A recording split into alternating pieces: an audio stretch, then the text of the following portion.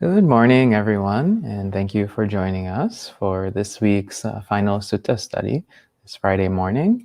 And today we have Ayya Soma, who will be sharing a sutta from the Anguttara Nikaya with us. And good morning so far to Nancy, Christopher, Robin, Ayya Vimalanyani. Good to see you. Hello as well to Gita, Kyle, Kumu, Mike, and Michael. So good to see all of you. Saying hello and good morning, and greetings as well to those of you who are just watching right now.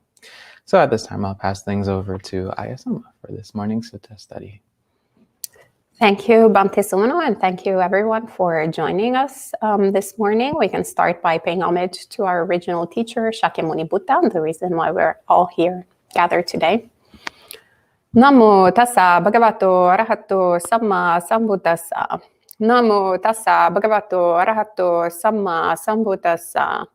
Namo tassa bhagavato arahato samma sambuddhassa. Buddham dhammam sangham namasami. So this morning's sutta is really, really short, so we can start by reading it all, one breath, and contemplating it for a few seconds, and then we'll start discussing it a little bit. So the sutta begins. I will be reading from Venerable Bhikkhu Bodhi's translation, but I believe that the one in the link is from Bhante Sujato, because we like to give you different flavors of Dhamma. So the Buddha says, Bhikkhus, there are these 6 benefits in realizing the fruit of stream entry. What 6? 1 is fixed in the good Dhamma. 1 is incapable of decline. 1's suffering is delimited. 1 comes to possess knowledge not shared by others. 1 has clearly seen causation. 1 has clearly seen causally arisen phenomena. These are the 6 benefits in realizing the fruit of stream entry.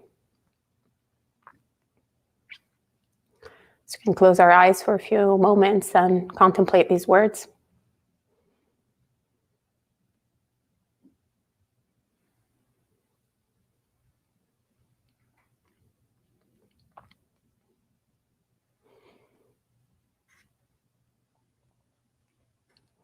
Very short, but very to the point sutta. A reminder of why we're doing what we're doing, what is the purpose of all of this, and what are the immediate results that we can have by following the teachings of the Buddha.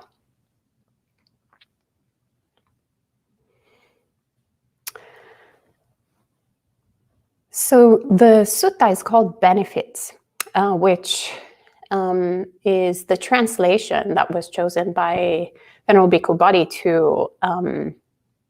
for the word Ānisaṁsa. And in the dictionary, we see that, of course, benefit is one of the translations for this word, but there's also good results, merit, profit, praise.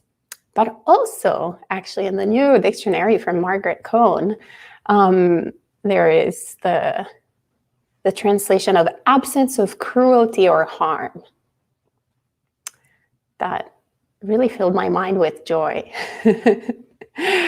So basically, we get these benefits, this absence of cruelty or harm, by realizing the fruit of stream entry. So stream entry, if you've been practicing Buddhism for a while or even for a short while, you've probably heard of this term already, Sotapanna. And that is basically the first stage of awakening. And that's normally described as, an irreversible state that we, basically once we enter the stream, that there is no turning back. And fundamentally, we get rid of the first 3 fetters, which is attachment to rites and rituals, then Sakaya Ditti, so the big sense of identity view, so self-identification, and then doubt. So we see that the Buddha says, what are these, benefits? The first one is one is fixed in the good Dhamma. The Pali, since I'm translating Pali now, in every sutta study, I'm sharing the etymology because it's my current obsession. So perhaps it sounds a little bit nerdy, but hey, it's free. So this is so great when you don't have a salary. You just share whatever is in your mind. Isn't that lovely? But anyway, so the good Dhamma, the Pali is Sad Dhamma. So also that can be translated as the true Dhamma. And one is fixed, is niyata, which means also restrained, bound to, or also has the connotation of being sure and being certain of it. And we see that, this is quite connected, for example, to what we were just earlier saying. One of the fetters that we get rid of with, actually, all three of the fetters that we get rid of with stream entry. But what really comes to mind to me is the attachment to rites and rituals that we can have, which can be, by the way, both in the religious world, so to speak, and also in the secular world. When Ajahn Pasano was here, something that very beautiful that he shared with us was, the parallels of what we take refuge in. So, in Buddhist practice, we take refuge in Buddha, Dhamma, and Sangha. But in our daily life, what do we take refuge in?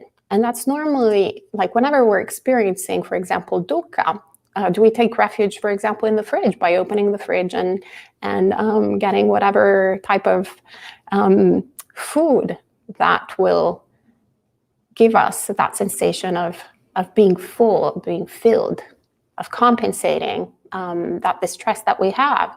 Or perhaps we take refuge in TV, or we take refuge in Netflix, or we take refuge in all sorts of things. On Tinder, now that we're getting all vaccinated, perhaps there is the, wanting to find someone else that complements us.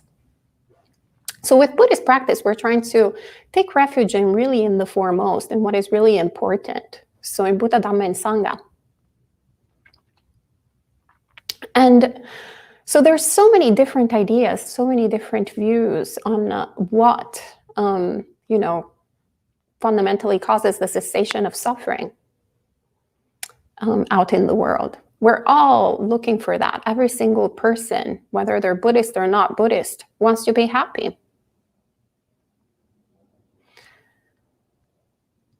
Every single person wants to be free from suffering, does not want to suffer. But normally, before we actually start practicing this path, we have so many different ways of going about it, right? Just as we were saying earlier, or actually how Ajahn Pasano pointed out, how we take refuge in things that are inherently unsatisfying, that fake refuges. So we fundamentally create the idea of refuge and then suffer even more after that, because there's so much ice cream that you can get from the fridge till you get nauseated, right?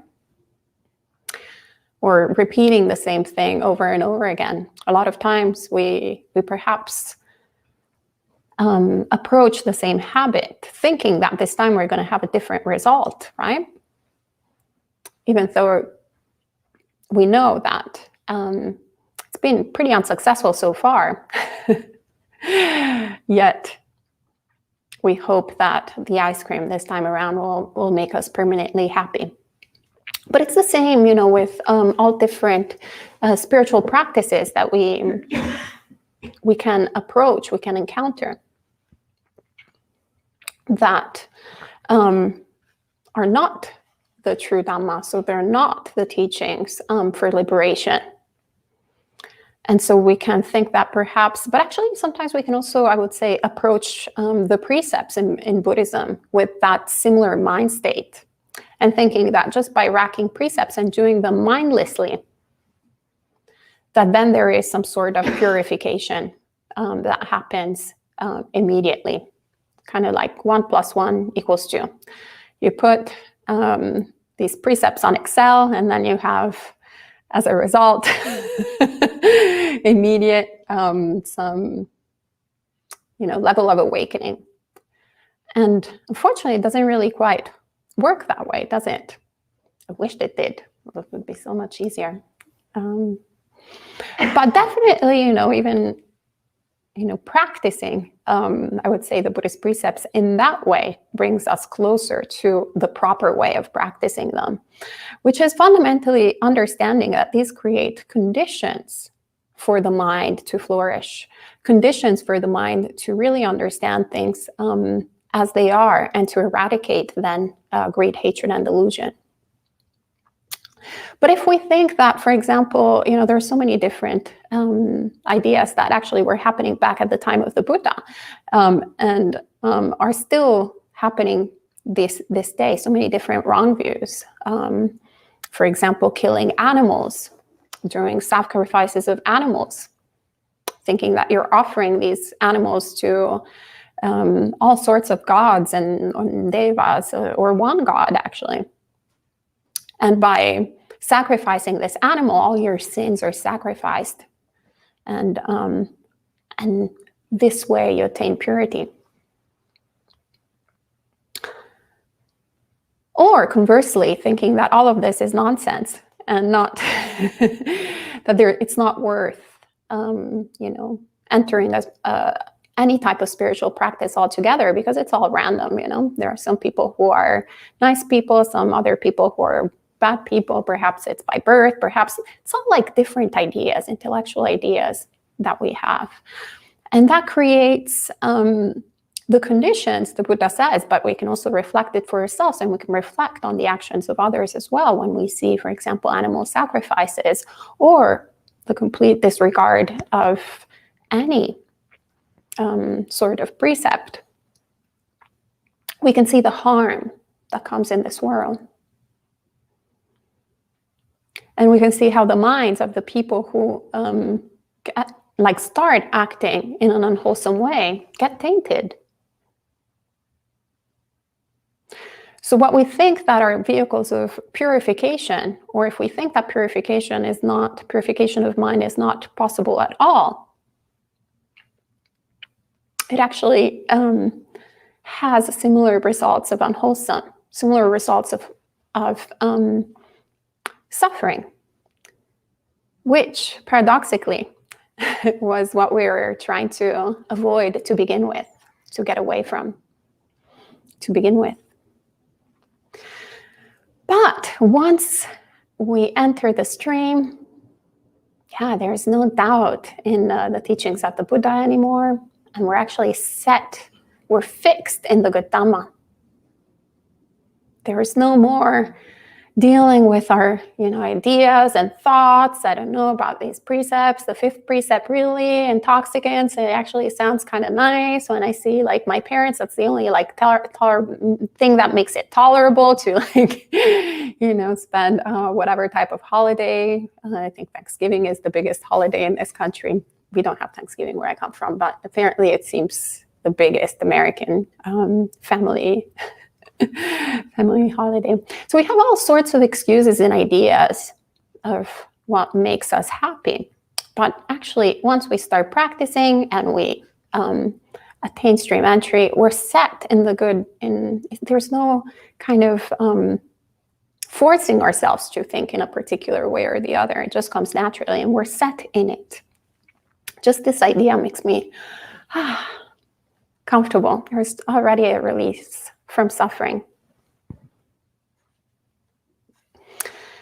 Because one is incapable of decline, says the Buddha. Now, this is one of the things that makes me the happiest, actually, in this sutta when I first read it, and when I last read it just a few moments ago.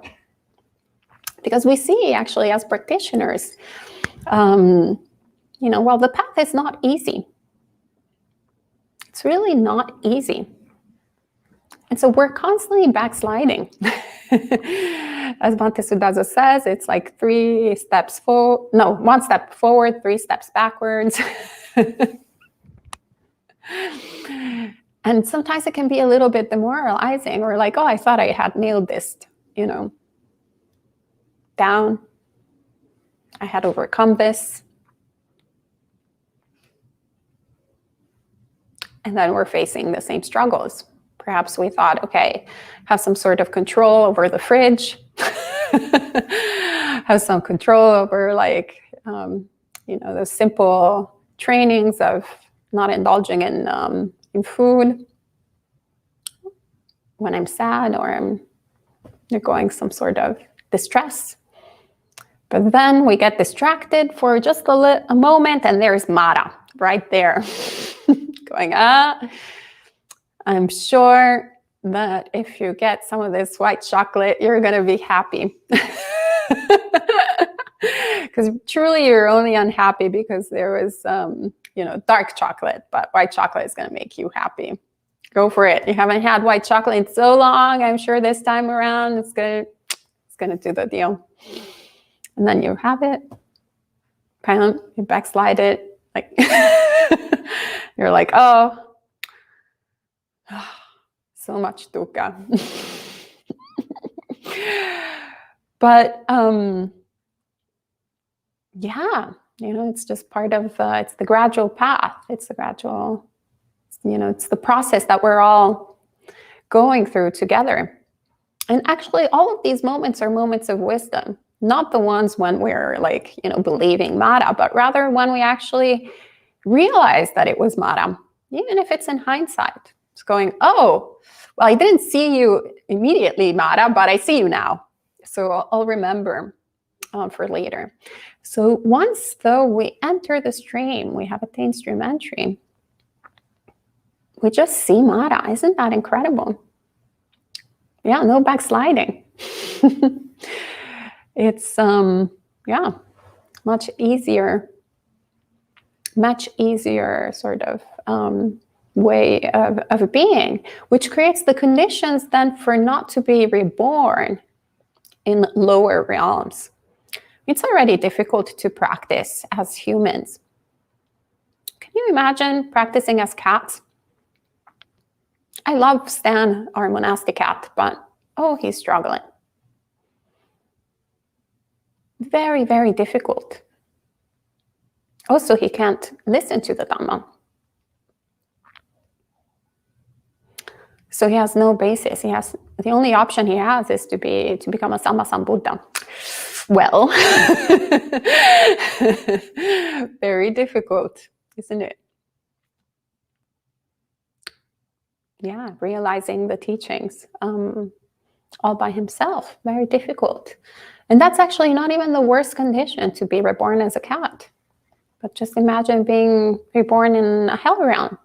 We already have difficulties as humans navigating this world when, we're oppressed in one shape or form.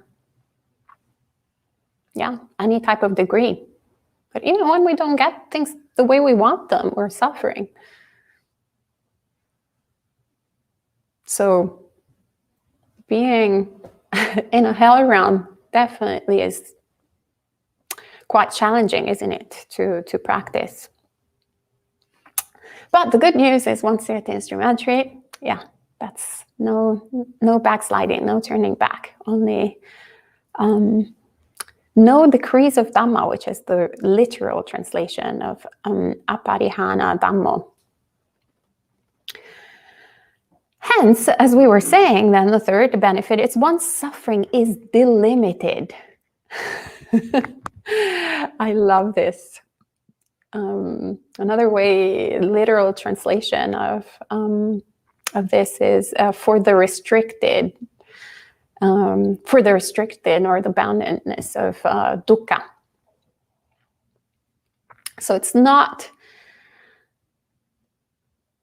this endless whole mass of suffering that we don't even know where to start. But rather, we kind of have we can see it. It's like, okay, this is it. Right now at the monastery, we're dealing with this infestation of an invasive species, a Japanese knotweed, which is actually, it has been such a Dhamma teaching because it's this actually beautiful plant that was imported in the United States and in the UK, well, where people have these like massive lawns and everybody does landscaping. From Japan 2 centuries ago, the landscapers were like, wow, this plant is beautiful, and also it's extremely resistant. It will grow everywhere. Basically, all the like, pros of the plant actually turned out to be the biggest cons of the plant these days, because it will grow anywhere, whether there's water, no water, whether it's like light, no light, and it propagates like bamboo with like under the ground by rhizomes, and it's both horizontal and vertical. So it will go for miles, actually, the same plant. If you don't take care of it, it will go, like its roots will go all the way down and then all the way horizontally, and it will attack the foundations of the house if you have a house, and the pipes, and it's like a whole ordeal. So the reason why I even heard of this plant was because people here in the neighborhood were all concerned about this plant. So you see a lot of information, and I spotted it and I was like, oh, we have the Japanese knotweed right close to the house. Anyway, what a fascinating plant. It's actually basically a depiction of our defilements of our mind. I learned so much by studying the plant and also seeing it in our backyard. And what it does, there's a core, which I am identifying as avidya's ignorance. It's this big rhizome that is like built, underneath the ground. And then it starts, spreading all these shoots and creating all these like little plants. They all seem separate, but it's actually the same plant. And so there are different ways to treat it. You can start like by cutting. That's normally usually what people do. They try to uproot these little plants, thinking that they're single plants. But in reality, what it does is that actually it tells the plant to build more, to grow more defilements. So it's kind of like, to me, where you're like, oh yeah, I'm sure that if I open the fridge, I'm going to be happy by eating, the whatever yogurt or whatever's in the fridge, the ice cream, etc. So it's like that little plant. You're like, oh, I'm going to like remove this this suffering that I have here. And all it does is producing more energy for the avidya to create more craving, more suffering. But we think in that moment, because we don't see the plant anymore, we think that it has ceased. So it's very, how do you say, devious? How do you say it? Like, not really straightforward. The other thing is, when you start digging up the plant, you start seeing how, start doing some vipassana work. So you start seeing that actually the situation is a little bit more complex. And so there are all these different strings that bring you think they're pointing you, in the right direction, and that is the core of the plant. But in reality, it's just connected. So you start seeing the interdependence of all of this sort of thing. And it seems like this endless work, really. We actually, here at the monastery, we're only working with 3 small plants that just kind of started growing. And it's really not a big deal. But if you go to the nature reserve, or actually even like 2 blocks away by the street, you'll see that the plant nobody has done the work that we're currently doing at the monastery. So it has taken over stretches and stretches of land, which then creates basically, it kills all the natural well, both fauna and flora. So all the little animals can't survive anymore, all the different natural species anymore. It's like an ecological disaster. And also, of course, the hindrance to the human habitation as well. But yeah, anyway, so as we've been working with all of this, now we're getting closer and closer to the ride zone. And so this is where the situation I hear, like here, once suffering is delimited. It's so interesting because when I saw us getting closer to the ride zone, I was like, oh, the suffering is delimited. Now we know that this is the area where it's on. So in a way, we've entered the stream entry with the knotweed. There's still a bunch of work to be done, but we have identified the core. So there's no, getting sidetracked or confused by all the different shoots and all the different plants on the surface. But also this sense, the other thing about this plant is that you have to be really careful in not damaging any part of it as you are uprooting it, because even the tiniest little bit will become basically a seed that will germinate in new plants. And while I was reflecting on this, it gave me the sense of hiriotaba, because when you're approaching then the plant, you're really, having a lot of understanding of the danger that there can be in every small little action that seems so trivial.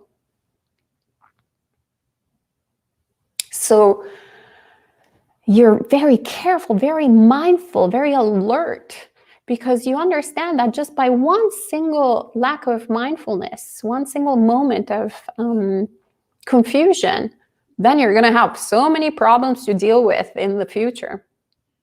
You don't really want, you're understanding the consequences of your actions.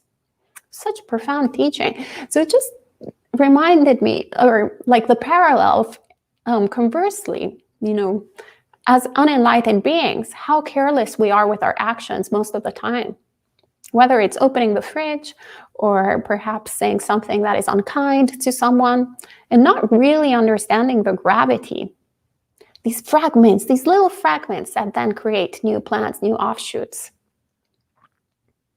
And that is still the cause of, this incredible ignorance. But the closer we get to the goal, then the suffering becomes delimited. So we really, truly understand. And so we see then also, how getting back to Ānisaṁsa, the blessings which accrue to the virtuous is another way of that the definition is said in the PTS dictionary. We see how virtue is indispensable for stream entry to arise. It is a blessing that comes only by developing that carefulness in our actions through body, speech, and mind.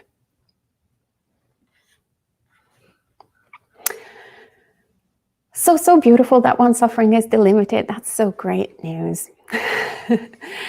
And then we get to the core. One comes to possess knowledge not shared by others. And I will also add the last one. One has clearly seen causation. And actually, all of this is very connected. I mean, all these benefits are all quite connected with one another. They're all interconnected.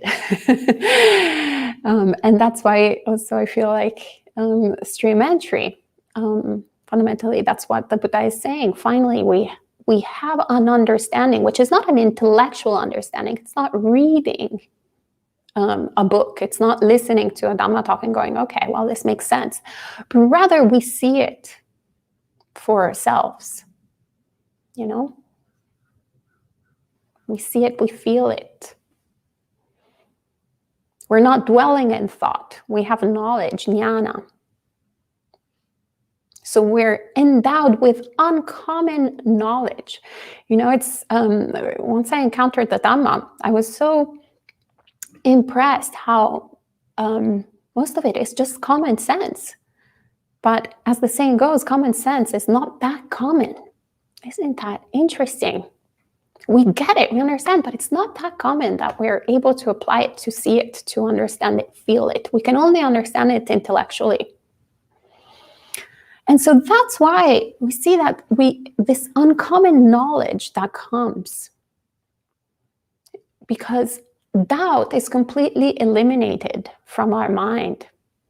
That desert that we like to have picnics in, of constantly doubting the teachings of the Buddha intellectually, because we're not practicing them. We're just going, oh, I like this, I don't like this, I think this is this way, and this is this other way. All of a sudden, we just don't have to deal with that noise in the mind.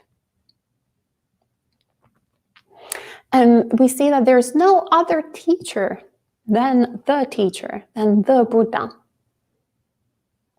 We're not looking for different spiritual traditions. We're not going like, oh, well, there's a lot of, especially here in the West, a lot of confusion between different Eastern religions. So we tend to sometimes bundle them all up and, mix yoga with Buddhism, thinking it's the same thing. And I don't mean yoga, the stretching, but rather actually yoga as a spiritual, Hinduism as a spirit. There's different ways to practice Hinduism. That's why I don't particularly like that. That sort of umbrella word. But yeah, there's so much confusion. A lot of times people ask me questions on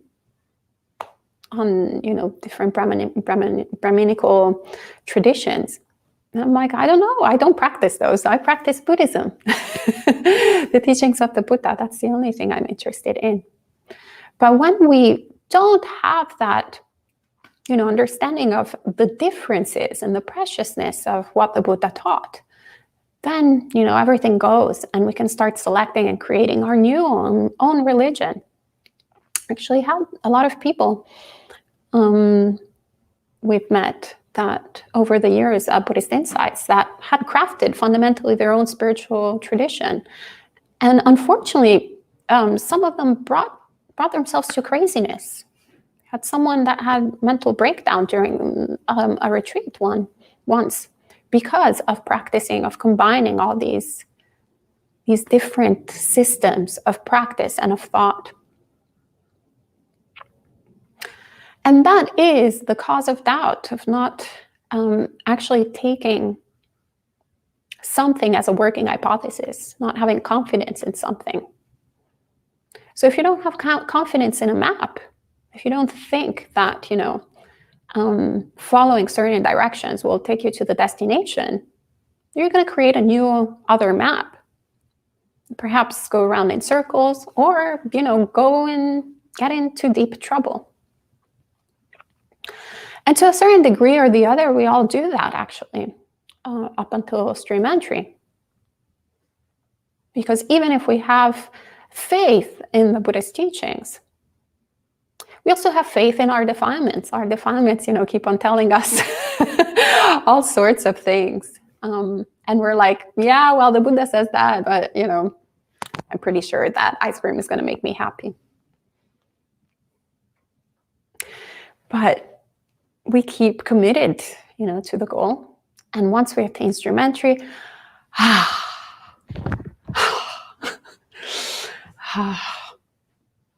we have that uncommon knowledge, and we see causation of things. We see causation, and we see how phenomena are all causally arisen.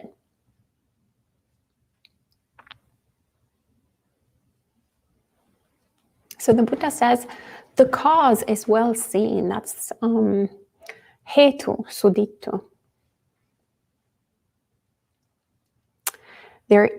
for more information on Hetu, which I was researching for a while, I still am, constantly trying to understand really what the Buddha is pointing out. There is actually a sutta that is called the Hitusuta. And so here the Buddha is basically explaining to us the process of overcoming wrong view. So I'll quote from Samyutta Nikaya 24.7. I wrote it down here. Buddha says, there is no cause or condition for the defilement of beings. Beings are defiled without cause or condition. There is no cause or condition for the purification of beings. Beings are purified without cause or condition. There is no action by self, no action by others, no manly action. There is no power, no energy, no manly strength, no manly exertion. All beings, all living beings, all creatures, all souls without mastery, power, and energy, molded by destiny, circumstance, and nature, they experience pleasure and pain in the 6 classes. So fundamentally here, he's not saying that this is how things are, but rather he's saying this is how normally we think how things are. And this is what creates one of the biggest obstacles fundamentally in attaining stream entry. Holding on to all these different views.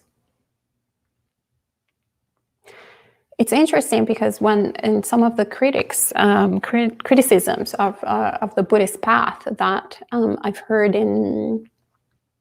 from Western practitioners was the idea that the Buddha talks about karma and rebirth because he was conditioned by the times, that since there was a lot of talk of karma and rebirth in ancient India 2,500 years ago, of course, then the Buddha would bring forward karma and rebirth in his teachings. Which, by the way, just making this statement, for example, is saying that the Buddha is unenlightened, because someone who is affected by external conditions then cannot be an enlightened being. So my question would be, why are you following them, the teachings of unenlightened being for the sake of awakening? But aside from that, what is actually very interesting is that this statement is completely untrue. Because, so the statement of saying that he was conditioned, because actually at the time of the Buddha, there were all exactly the same theories and ideas that are present to this day in this world, in the West. You don't have to go to Asia to find all different theories and ideas. Just in the West, perhaps the rebirth sort of theory is the least prominent. But that's because we've had 2,000 years of Judeo-Christian thought that has had a very strong stance on how things are. But materialist views, we think we're, oh yeah, in 2021, we're so advanced. So yeah, we finally understood that reality is matter. Well, actually, we're not that advanced, really. That was something that people were already discussing in ancient India, as well as in ancient Rome and ancient Greece. It's so 2000 and late, I would say. It's not really anything avant-garde. So when the Buddha talks about causality, he's talking about it not as something conditioned by the times, but as an absolute. This is a principle of Dhamma. And when we think, when we take a materialist view, we're basically stating that there are some things that have causality, cause and effect, and some others that are completely random. And that is what impedes us to enter the path. But then there are all sorts of, different ideas that we can have, even if we don't have a materialist view, which are the ones that the Buddha espoused beforehand. I think one of the salient things is also what the last one. So they experience pleasure and pain in the 6 classes, which is basically one of the theories that some of the spiritual traditions had in the time of the Buddha, which were basically the classes by birth. So what created the infrastructure of the caste system in ancient India, and that then religious systems basically made solid, justified them. We have the same actually in Christianity. We have a caste system actually based on sex and gender. Actually, the majority of all the Christian scriptures make fundamentally the statement that this body is inferior to a male body. And so the Buddha refutes that as well. Whether it's the caste system of ancient India or the caste system of modern Italy in the Vatican, he says that it's by action that one purifies themselves, by action that one becomes a superior being, and that all of these attributes by birth have nothing to do with the path, have nothing to do with purification. Purification is something that we do. Purification of mind is something that each one of us is enabled to do. So seeing this, once we clearly see this, not intellectually, but we have an understanding of it, we also have an understanding that we are empowered to do it. As Ajahn Pazzano was emphasizing over and over again, the Buddhist teachings are teachings of exertion, are teachings of action. So we are empowered. It's not just by sitting here that we're like, okay, yeah. Okay, well, stream entry, wait, when is it coming? No, something that we do.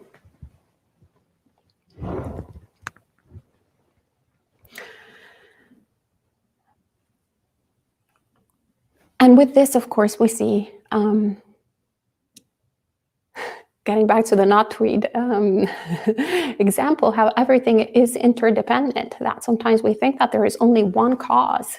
Especially living in this country, I see that, there's a strong, probably because I'm a foreigner, right? So in Italy, we have our own way of doing things, but here Americans are very centered on their perception of reality here. So whatever is the history of America, whatever was caused in this country, then that is the lenses through which people see the entire world. And so a lot of times, I'm confronted with these ideas where I'm like, that's not the experience that I have. That's not how I was raised. That's not, that's not the history of my country. For example, Italy.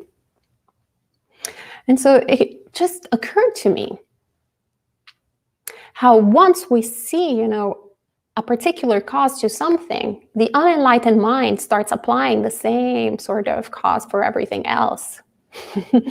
And in reality, it's, we just get confused. It's the sort of Knotweed illusion that we're like, okay, well, it's the same for each one. But actually, yes, it is true that there is one root for everything. It's ignorance, but that's the teachings of the Buddha. That's not our, it's not our intuition of what is the cause for our individual sufferings. Anyway, the great news is that by doing the work that the Buddha invites us to do, we attain all these 5 beautiful things. And so we can finally, relax just a little bit, and then we can finish, we can get to the end of the path with much more ease. And what the beautiful thing is that a lot of times we think of the goal just being enlightenment, the complete eradication of greed, hatred, and delusion, which is great. But it's also like, once we start understanding the greed and hatred and delusion of our mind, we get a sense of it. We're like, wow, this is impossible. But if we lower the goal a little bit first, and by that, I don't mean, oh, let's just be happy, a little bit happy in this moment. No, lower the goal to stream entry. Then it's more feasible. Then we're like, oh, can I actually eradicate doubt in my mind, doubt for the Buddhist teachings? That's pretty doable. Yeah, actually I'm already doing a lot of it. How much doubt have I dispelled since I started practicing genuinely, earnestly? Yeah. Since I've been contemplating the aggregates in meditation and in daily life, how much attachment have I started eliminating, dissipating? Quite a bit. Yeah, the clinging is not as strong as it was. Hence, my identification with the aggregates is also weakening. So yeah, self-identification can be, yeah, I can do that. I can work on that, right? All of this, all of a sudden, sounds very doable. An attachment to rites and rituals. The more we practice the precepts, looking at the effects on our minds, we start seeing that this is not really like a magical thing in the way that, like it's cryptic, it's not understanding, but rather we see how by non-harming, there is release from suffering. So we're not attached to our precepts, so for example, but we are holding them like, something precious. We see the beauty of it that leads towards the end of suffering. All right, so this is all that comes to mind for this morning. Annamayang Dhammakataya Sadhu Karang Dadamase Sadhu Sadhu Sadhu Anumodami.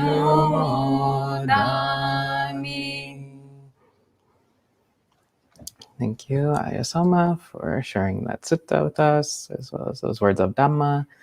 And hello to some more friends joining in. Hello, Putrika, Poonam, Aum, Tina, May, Amaranta, Miguel, Naval, and others. And there's already a couple comments and questions, but if there are others, feel free to type them in.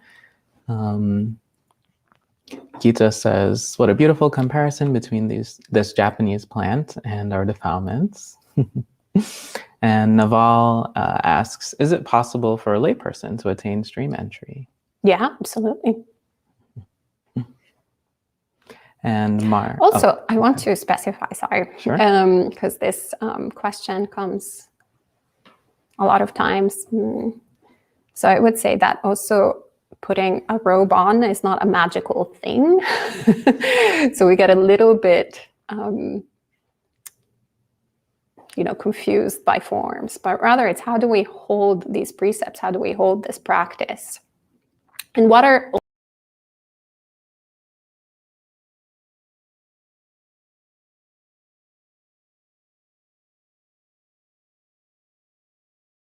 robe, but our practice, our sila, samadhi, and panya is weak, and we are not putting any effort into cultivating it.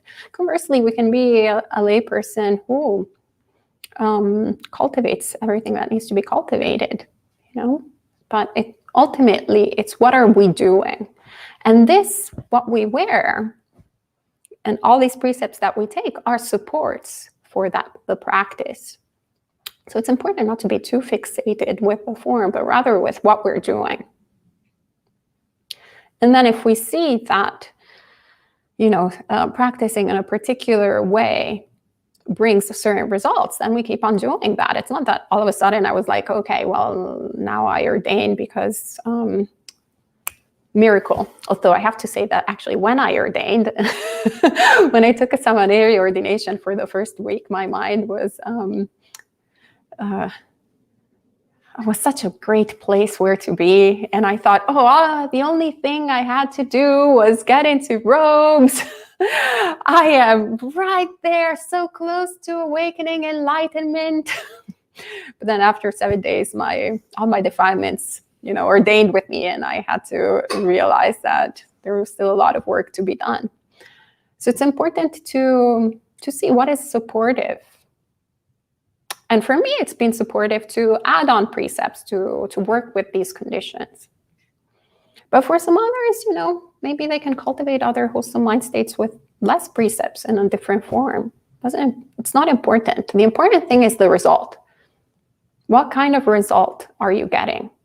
And on top of that, do you see the merit? Actually, that's one of the things that the Buddha talks in terms of removing wrong view. That then will give us access to stream entry. For example, is understanding merit.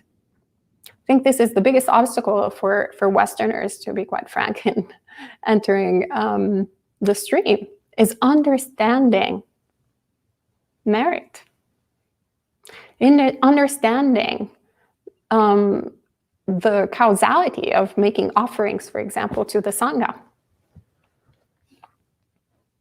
And not only in terms of, I'm going to have great conditions in my next life, but rather in how meritorious this deed is to keep alive Buddha, Dhamma, and Sangha, to actually create conditions for people to attain awakening, for these teachings to survive for 2,500 years. That's a miracle.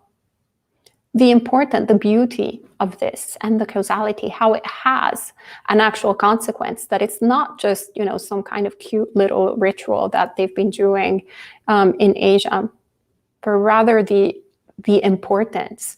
So I would say that for the most part, anyone who's born Buddhist seems to have an innate understanding of that. They didn't have to work to get it. It's embedded in the culture. So that's already, a step inside the door. But seeing this causality, how does it bring, what is the result? So I see that actually having this form is very useful for me. But it was also very useful to be a layperson, to make merit, actually. I practiced a lot of that, starting Buddhist Insights, supporting the Sangha for many years before putting these robes on. And that was incredibly valuable to create the conditions for then finding the benefits to practice in this form. So everything is possible. It's just different depending on our conditions. And Mark asks, does one need to drop the 3 fetters for stream entry, or is it that dropping the 3 fetters is a benefit of stream entry? Wait, say it again. Does one need to drop the 3 fetters in order to attain stream entry, or on attaining stream entry are the 3 fetters dropped? It sounds like a word game. What comes first, the chicken or the egg? Yeah. Also, because English is not my first language, I'm the chicken of the egg. Doesn't matter. Just practice. That will be my answer. I think it's both. I'd say they're simultaneous. There you go. Simultaneous. And that was the last online question anyway. Not sure if there's anything from the in-person. Oh, Yanni, yes.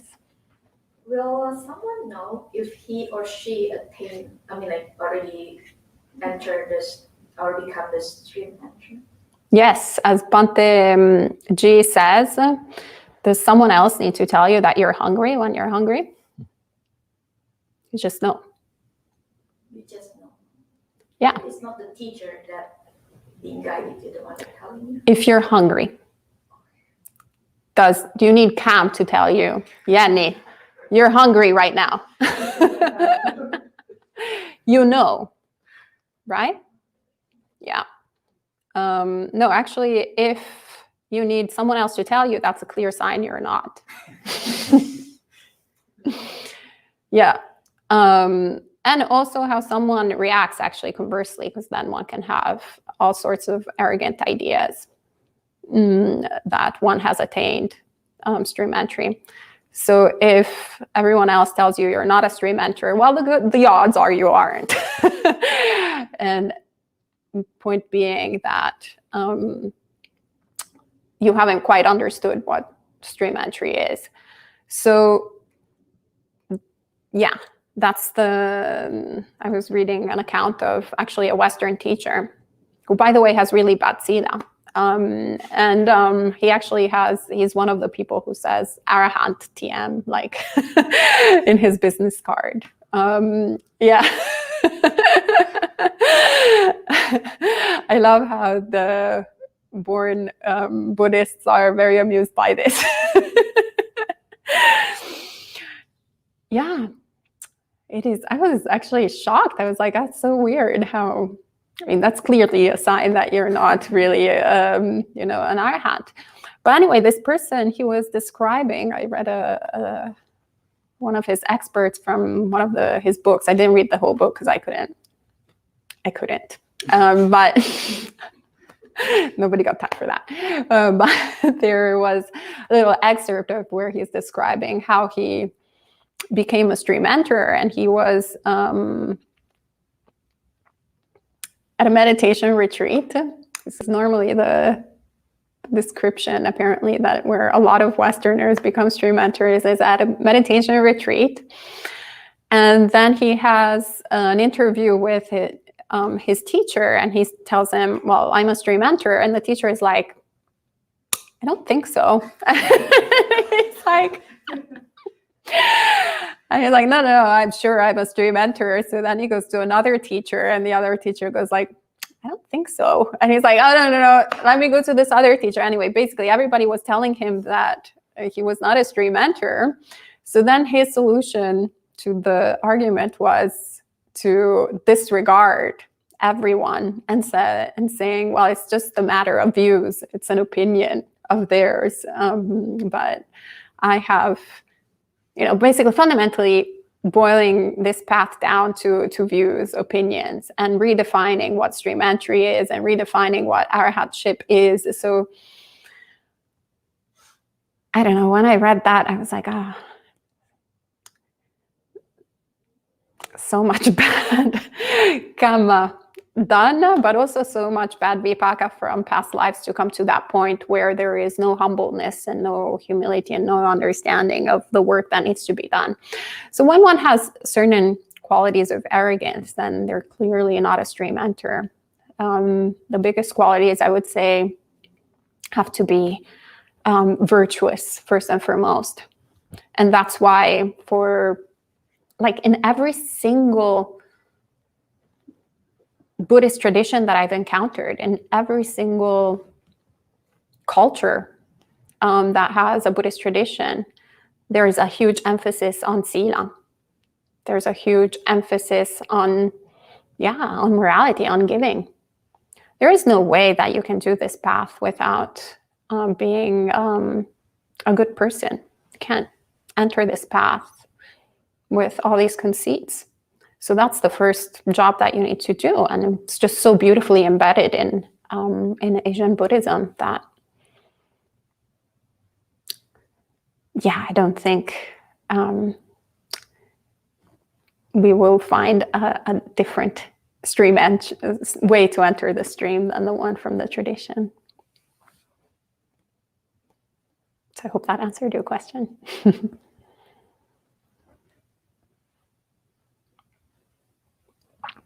All right. So it seems like that's it for this morning. So thanks everyone for joining us. You can come back tonight at 7:30 p.m. New York City time for Monk Chat, where you can bring any lingering questions you have or questions about anything else related to Buddhist practice. And a group of monastics will share their reflections. But for now, we can end with 3 sadhus.